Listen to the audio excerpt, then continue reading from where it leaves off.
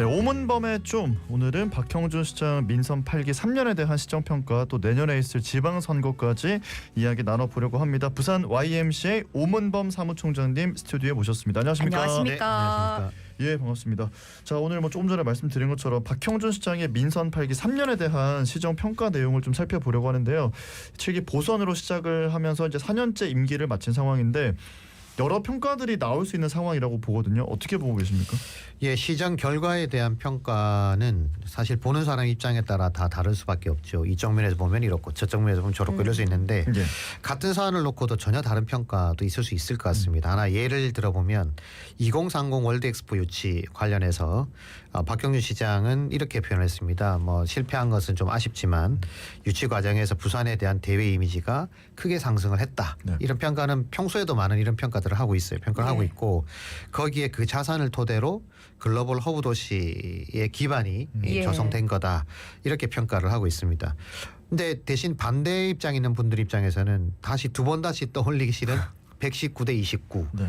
이 참패를 했던 그 유치전. 그래서 이 유치전을 도대체 어떻게 한 거야? 돈을 어디다 쓴 거야? 뭐 시장이 또 뭐 대통령이 밖으로 다녔다는데 도대체 무슨 유치전을 한 거냐? 이런 아주 신랄한 비판의 목소리를 내는 분들도 있지 않습니까? 그렇죠. 결국 정책의 결과가 중요한 것이냐 아니면 그 결과가 달성되지 못했다 하더라도 과정도 중요할 것이냐 이 관점의 차이일 수 있을 것 같습니다. 지난 3년은 대체로 성과보다도 부산을 새롭게 변화시키기 위한 과정이었다라고 하는 게 이제 박형준 시장의 평가고 더 거기에다 방점을 찍고 있는 모습으로 보여지긴 하는데요. 이 점에서 제가 이재명 대통령이 했던 말이 좀 인상 깊어서 네. 그 말 하나 가져오면 이런 얘기를 했습니다. 행정은 공급자 중심이 되어서는 안 되고 수요자 중심에서 대응을 해야 된다. 이런 평가를 했거든요. 예. 그러니까 부산시장의 현 상황도 수요자 중심에서 봤을 때 쉽게 시민의 눈으로 봤을 때 과연 부산이 더 나아지고 있는 것일까라고 하는 것에 대해서는 한번 좀 곰곰이 이 방송을 들으시는 시민들도 네. 한번 생각해 보셨으면 좋겠습니다. 예. 지난 1일 박형준 시장이 민선 8기 3주년을 맞아서 기자회견을 개최했습니다. 이 자리에서 지난 3년의 다양한 성과들에 대해서 얘기를 했는데 주요 내용 알려주실까요? 예, 일단 한번 이건 제 얘기가 아니고 예. 박형준 시장이 했던 이야기들을 요약한 거니까요. 한번 잘 들어보십시오. 핵심 내용은 이런 내용입니다. 혁신의 파동이 부산 곳곳에서 일어나고 있다. 지난 3년을 부산을 글로벌 허브 도시, 시민 행복 도시로 도약시키기 위해 노력을 해왔고 또 부산의 가능성과 변화를 직접 확인해서 시민의 자조와 비관을 확실한 희망과 자신감으로 바꾸는 시간이었다. 이런 발표를 했습니다. 예. 요지가 이렇고요. 그 근거를 이제 이렇게 해서 세 가지 키워드를 들었는데 늘리고, 높이고, 풀고 이런 이제 키워드를 풀었습니다. 그래서 지난 3년간 투자 유치 누적액이 약 14조 원. 그리고 21년 대비 투자 유치 규모가 22배 증가했다. 그리고 16,000개의 일자리를 창출했고 청년 고용률 역시 역대 최고인 46.7%를 달성했다. 관광 분야도 얘기를 했습니다. 외국인 관광객 수가 역대 최단 기간 100만 명을 돌파를 했고 이제 올해죠. 아시아 100대 여행지 2년 연속 등재를 했다. 또 2024년 청년 산만족도가 특광 역시 1위. 그러니까 국회 미래연구원이 조사한 자료입니다. 1위를 기록했고 부산 콘서트홀 개관, 오페라하우스 공사 재개, 세계적인 미술관 조성을 통한 시민의 삶의 질 향상, 또 가덕신공항 조기 개항 기틀 마련, 경부선 철도 지하화, 수영만 요트 경기장 재개발 사업 추진 이런 내용들이 자신의 성과라고 이제 소개를 했는데요. 여기에다가 이제 가덕 뭐 그런 내용들이 일단 뭐 충분히 얘기를 좀 했고 그래서 이제 이런 기자들이 그런 질문을 했어요. 큰 한방이 없다는 세간의 비판이 있다. 그걸 어떻게 생각하느냐 이렇게 물으니까 엑스포 유치를 실패했던 것 또 산업은행 이전이 잘 되지 못한 것에 대한 반대급부 현상으로 겸허하게 받아들인다 이런 입장을 밝혔는데 거기에다가 가덕 신공항 북항 재개발 제2센텀 산단이 조성되고 나면 부산 미래를 움직이는 엔진이 완료될 것이고 그러려면 시간이 좀 더 필요하다 이렇게 입장을 했습니다. 자, 지금 뭐 말씀해주신 내용만 이제 살펴보면 3년간 뭔가 상당한 발전을 이뤘구나 이렇게 생각을 할 수 있을 것 같은데 이제 중요한 건 이제 시민들이 체감하는 부산의 현실일 거거든요. 그러면 이게 지금 말씀하시는 것과 좀 거리가 있지 않나 하는 생각이 들긴 하거든요. 우리 서정무 아나운서 어떻게 생각하세요? 제 되게 궁금해요. 우리 아지면 어떻게 생각하세요? 예. 이 말씀이 맞나 이런 생각을 잠깐 했거든요. 예. 그러니까 냉정하게 보면 부산이 계속 하락하고 있다는 인식들을 시민들이 가지고 있잖아요. 예. 경쟁력이 떨어지고 있다. 그 이제 뭐 수치를 구체적으로 이렇게 하면 아마 박 시장님은 또 수치를 구체적으로 대라 이렇게 얘기할 텐데 수치는 뭐 많습니다. 많고 그러니까 기로에 이제 어쨌든 서 있다. 부산이 더 퇴보할 것이냐 아니면 그래도 반등점을 찍을 거냐 이런 입장이라고 볼 수 있는데요. 일단 이재명 정부가 새로 들어서면서 해양 수도 부산에 대한 얘기들이 계속 나오고 있지 않습니까? 그리고 그 관련 정책 추진이 좀 빨라지면서 저는 이 마지막 기회가 오고 있는 것 같긴 한데 요거를 잡느냐 실패하느냐 예, 지금 딱 그 중심에 중간에 딱 서 있는 예. 그런 마음이 정확한 표현일 것 같아요.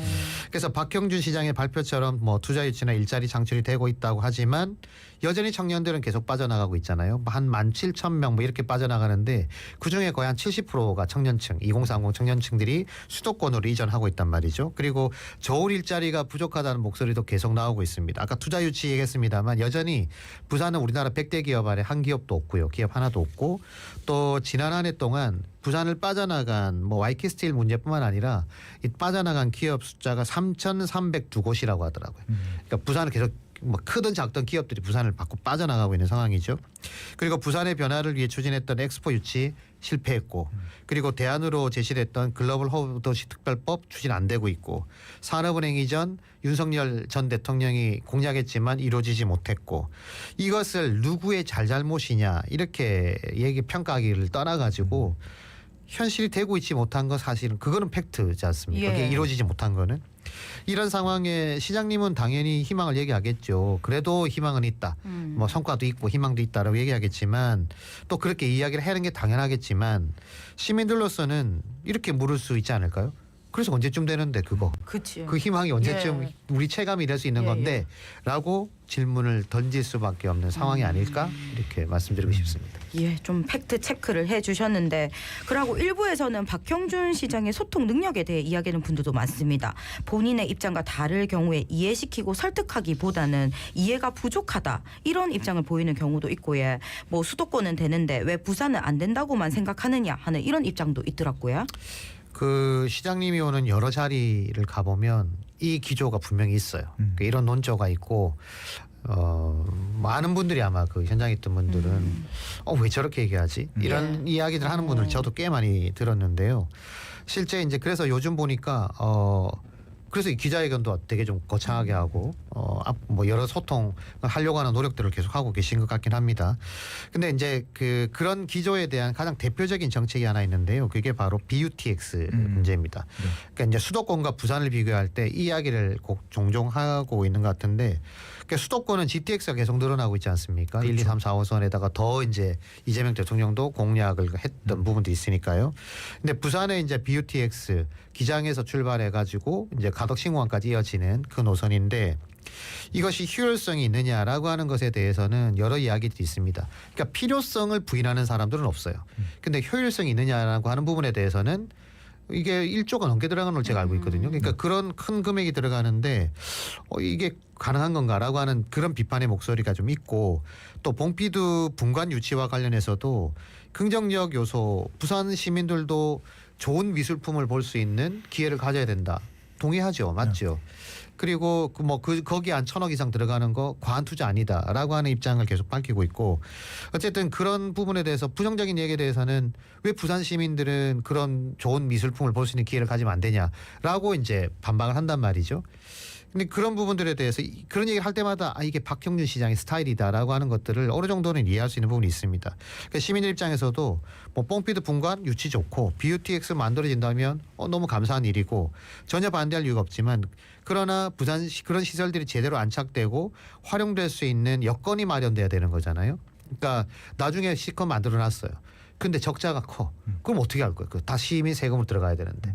그리고 실제 뽕푸드 같은 경우에도 뭐 1년에 수입이 한 50에서 70억 정도 되고 적자는 한 150억 이상 되니까 계속 누적되는 적자가 생길 거란 말이죠. 그래서 그 부분들도 어떻게 채울 거냐라고 하는 부분들도 있고 어쨌든 그런 그 비판의 목소리가 잘 수용되고 있지 않는 것 아닌가라고 하는 의구심을 가지는 분들이 꽤 있다라고 하는 말씀을 하나 드리고 싶고요. 또 하나 기자회견에서 제가 유독 잔상이 남는 표현이 하나 있었어요. 그게 뭐냐면 시민의 자조와 비관이라는 표현이었어요. 이런 표현 잘 못 듣는 표현이지 않습니까? 예. 그리고 부산을 대표하는 시장님이 자조와 비관이라고 하는 표현은 굉장히 사실 조심해서 써야 될 표현이고 시민들의 자존심하고도 걸려 있는 그런 문제라서 왜 이런 표현을 썼을까 이런 생각이 좀 들었는데 아마도 이제 노인과 바다, 청년 없는 도시 부산이라고 하는 것에 대한 반대급부적인 요소로 아마 이 표현들을 사용하지 않았나 생각이 드는데요. 그래서 시민들이 지금 부산에 대해서 느끼는 감정이 자조와 비관일까? 물론 이제 뒤에 그런 얘기를 했습니다.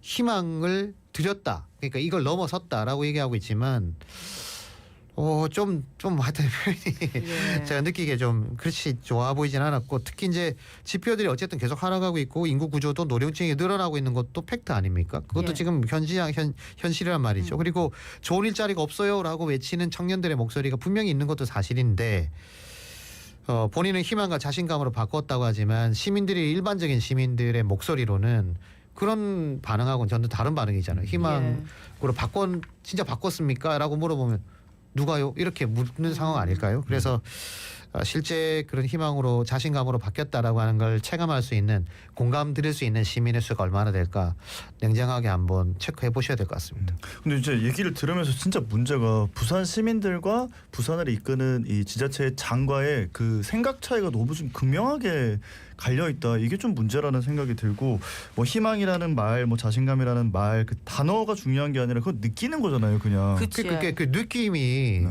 그래서 제가 자조와 비관 전 잘못 들은 줄 알았어요. 자조와 비관 갑자기 또 희망과 자신감 아니 지금 이게 부산이 지금 절박하잖아요. 사실 그쵸, 현실은 그쵸. 절박한 상황이고 인구가 계속 줄고 있는 상황이고 불과 한 2-30년 내에 300만 붕괴될 거라고 얘기하고 이런 상황에 이게 지금 도대체 또 어떻게 진단을 어떻게 하고 있는 것일까?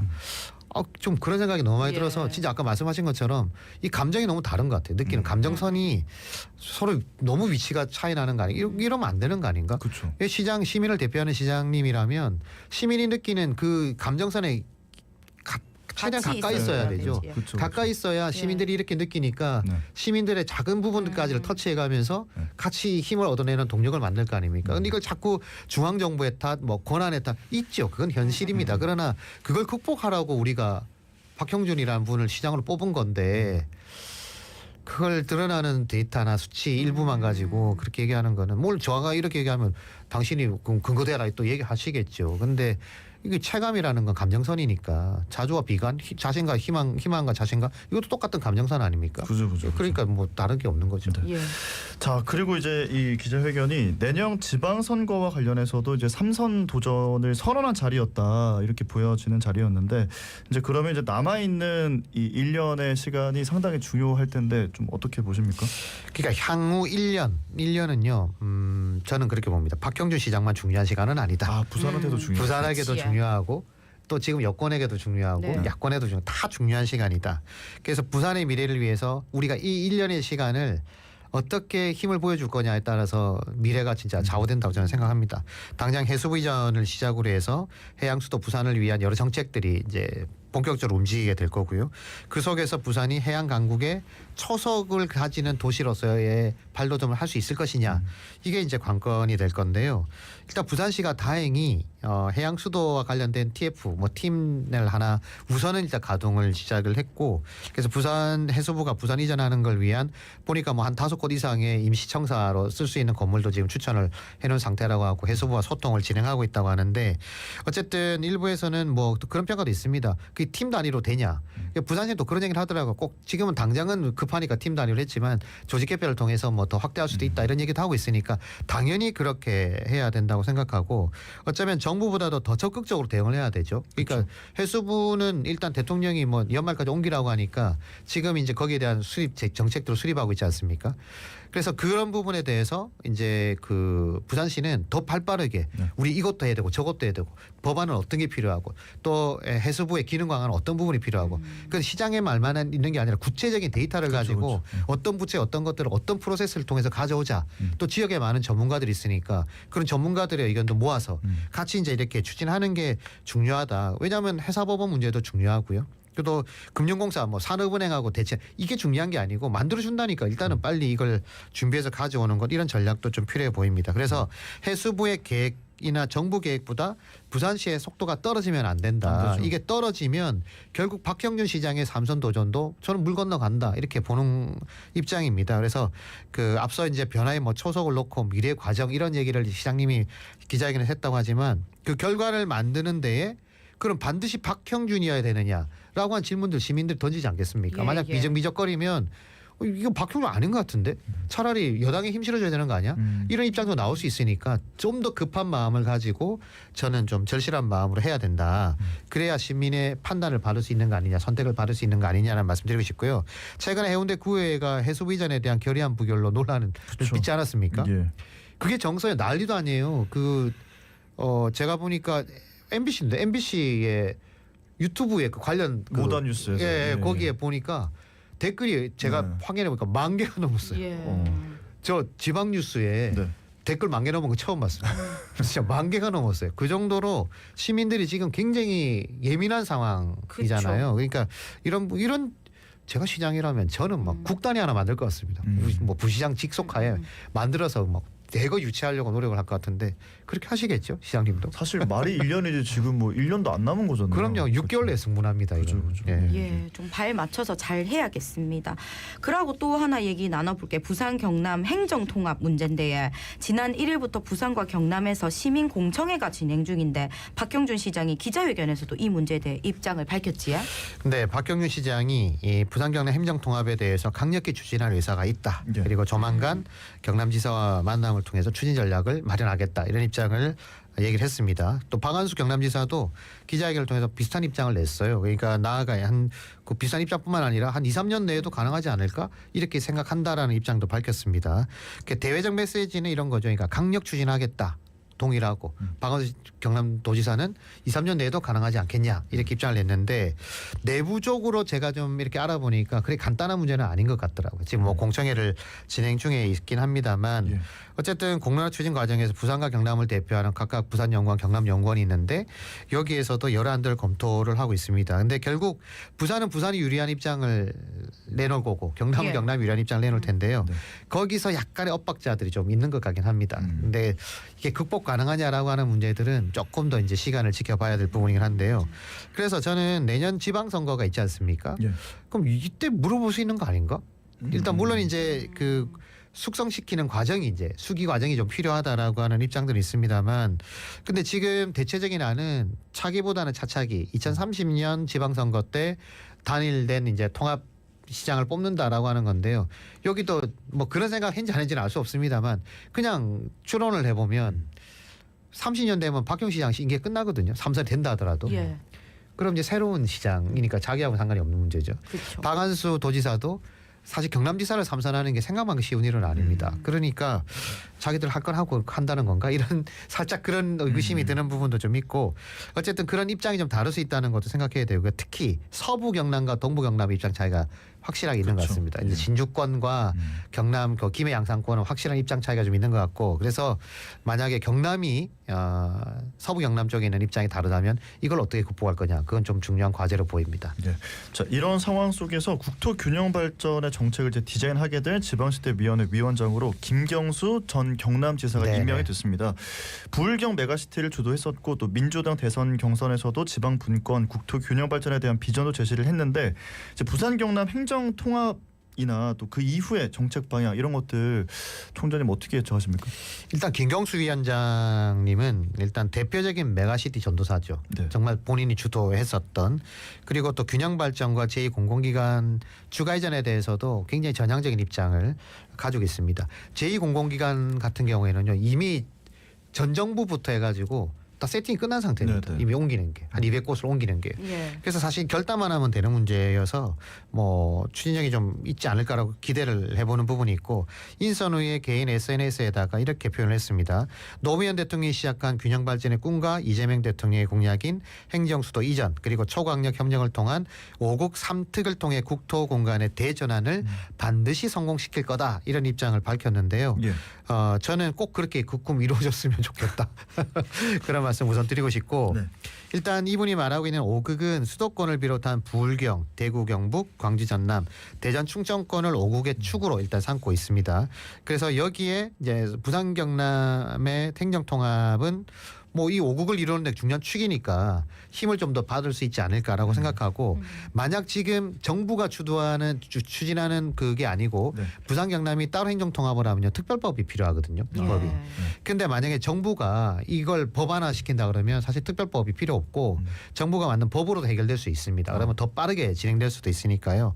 그런 부분에서는 조금 더 힘을 좀 받을 수 있지 않을까 생각되는데 다만 이분이 메가시티 전도사였다고 했잖아요. 그러니까 울산이 지금 빠져 있잖아요. 그렇죠. 근데 울산은 좀 자강론에 좀 입장이 좀 있는 거 아닌가 이런 생각이 살짝 들긴 하던데 그러니까 어쨌든 그런 부분에서는 좀 어떨까 하는 입장에 좀 차이가 있을 수 있지 않을까 생각이 좀 들고 다만 메가시티보다 사실 행정통합이 더 강력한 결사체니까 네. 뭐 그런 부분을 가슴에 있다면 더 좋고 뭐 힘을 좀 내지 않을까 이런 좀 기대를 해봅니다. 네. 예, 부산 경남뿐 아니라 대구 경북 광주 전남 대전 충남도 행정통합을 위한 움직임들이 있는데 지역 현실에 따라서 조금의 차이는 있겠지만 정부의 강한 의지 이런 게 결합된다면 여러 문제들도 좀 해소될 개연성이 높아진다고 봐야 될까요? 예, 당연히 뭐 개선될 가능성이 높아지겠죠. 지역마다 현안이 좀 다릅니다. 그래서 이제 대구 경북은 또 그 입장이 좀 차이가 있고 또 이제 그 전남 광주도 그렇고요. 그나마 대전 충남이 조금 결의안도 통과되고 해서 좀 속도가 좀 빠른 편이긴 한데 예. 어쨌든 이게 이제 그 특별법에 따라서 이미 3특이 있잖아요. 네. 강원 특별자치도, 전북 특별자치도, 제주 특별자치도. 여기는 이제 특별법들이 있단 말이죠. 그래서 이제 그거 말고 5극으로 만약에 이제 통합이 이루어진다든지 이제 그 메가시티가 된다든 이런 형태가 되게 되면 그런 부분에서 얼마나 균형 있는 정책 지원을 해주고 네. 또 권한을 이양할 것이냐라고 하는 그 부분이 중요한 포인트가 될 것 같고요. 또 김경수 위원장이 내년도에 지방선거 출마설이 있습니다. 경남지사를 다 출마한다. 그리고 4년 뒤에 그 대선에 도전한다. 이런 이야기들이 여러 가지가 있는 얘기가 있고 그러려면 본인이 일단 이 지방시대에 대한 꿈을 네. 현실로 시켜야 되는 거잖아요. 그래서 야, 임기가 뭐 출마한다면 3개월 전에 퇴임을 해야 되니까 뭐 한 9개월 정도 시간이 되는데 그 시간 동안 이제 어떻게 입장을 내고 정책을 구체화할 것이냐에 대한 부분들을 우리가 성과로 좀 기대해 봐야 된다는 거고요. 저는 뭐 더 잘해주기를 바라는 마음이 더 크고요. 지난 정부나 또 문재인 정부 시절에도 2차 공공이전을 비롯해서 국세 지방세 비율 조정 이런 것들을 공약을 했지만 안 됐지 않습니까? 그래서 이거는 무조건 1년 내에 승부를 내야 된다. 그렇지 않으면 힘들다. 그래서 그런 부분에서 지방이 경쟁력 회복 불능 상태로 빠지지 않도록 조치가 필요한 부분이라고 생각되는 부분들이 있습니다. 네, 오늘 부산 YMCA 오문범 사무총장님과 이야기 나눠보고 있습니다. 저 이야기 시작하면서 진짜 이 1년이라는 시간 부산의 미래가 달려있는 시간이다 이런 얘기를 드렸었는데 이제 내년 지방선거에 대한 관심이 커질 수밖에 없고 아까 말씀하셨듯이 이제 지방 뉴스임에도 불구하고 정말 많은 뭐 10,000개가 넘는 댓글이 달렸다. 네네. 이렇게 진짜 이제는 진짜 부산 시민분들께서도 보여주고 계시는 것 같거든요. 그런 관심이나 이런 것들을 어떻게 보십니까? 네, 일단 그 조금 뭐 1년이나 남았으니까요. 짧다면 예. 짧고 길다면 긴 시간인데 저는 내년에 부울경 지역이 전국에서 가장 핫한 격전지가 될 거라고 보고 격전지가 되어야 된다고 생각을 합니다. 예. 왜냐하면 격전지가 됐다는 얘기는 일단 기본적으로 민주당이 열세 지역이잖아요. 네. 근데 선전하고 있다는 얘기가 되는 거고 그 얘기는 선전할 만한 포인트가 요소가 생겼다는 거잖아요. 그거는 결국 해수부 이전도 연말까지 이루어지고 네. 또 나머지 관련돼 있는 패키지되어 있는 정책들이 속도가 붙어 있다라고 하는 걸 전제로 하는 이야기들이어서 그런 부분에서 이제 그 어떻게 보면 민주당에게 굉장히 유리한 선거 국면이 만들어졌다 이렇게 말씀드릴 수 있는 거니까 그런 부분에서는 이제 시민들 입장 그렇게 하지 않겠어요? 이만큼 왔는데 이제 이게 완성되려 그러면 그래도 여당의 힘 있는 여당 후보가 시장이 되어야 더 가속도가 붙지 않을까? 이런 생각들을 분명히 가지지 않겠어요? 그리고 만약 그게 아니고 야권이 된다고 하면 결과적으로는 동력이 떨어질 수도 있으니까 4년 뒤니까 그때 정권도 끝나니까 잘 안 할 수도 있는 거니까요. 예. 이제 그런 부분들을 좀 생각해 볼 수 있는 부분이고요. 또 정책이 이행되는 그 상황에서는 어쨌든 또 민주당 후보가 돼야 됩니다라고 하는 것이 설득력 있는 논리가 될 테니까 그런 부분에서 그 뭐 충분히 유리한 국면이 되고 격전지 그 이상이 이제 될 수 있는 거고 반면에 이제 정책 이행이 잘 안 되거나 또 기능이 강화된 해수부가 아니고 지금 수준의 부채 이동만 된다. HMM 이전이나 나머지 정책들도 추진 정도가 약하다. 그러면 국민의힘이 이제 반론을 펼 수 있는 여기 힘이 생기는 거니까 그래서 역시 넘기 예. 민주당은 안 돼 이런 선거가 될 수도 있겠죠. 예, 사실 부산이 발전하려면 정권의 변수도 강화되고 국회의원이나 시의회 구성도 좀 다양성을 확보해야 되지 않습니까? 너무 당연한 이야기인데요. 예. 저는 의회 구성이 좀 잘 돼서 독점 구조 깨졌으면 좋겠습니다. 그러니까 7기 때 민주당이 독점이었고 8기가 또 이제 의회가 이제 독점을 했는데 그 독점 구조가 좀 깨지면 좋겠다. 그래야 현실과 정책이 달라진다. 그래서 균형 있는 좀 힘을 실어주는 우리 국민은 또 시민은 뛰어나고 위대한 분들이니까 좀 절묘한 조화를 줘서 서로 경쟁하고 비교할 수 있는 그런 의회가 좀 만들어지면 희망이 좀 생기지 않을까 이런 생각이 좀 듭니다. 네, 희망이라는 단어가 오늘 좀 키워드가 너무 된 것 많습니다. 같다는 희망 좀 생각이 희망이 현실이 되면 좋겠습니다. 맞습니다. 네, 자 오늘 말씀은 여기까지 듣고 보내드리겠습니다.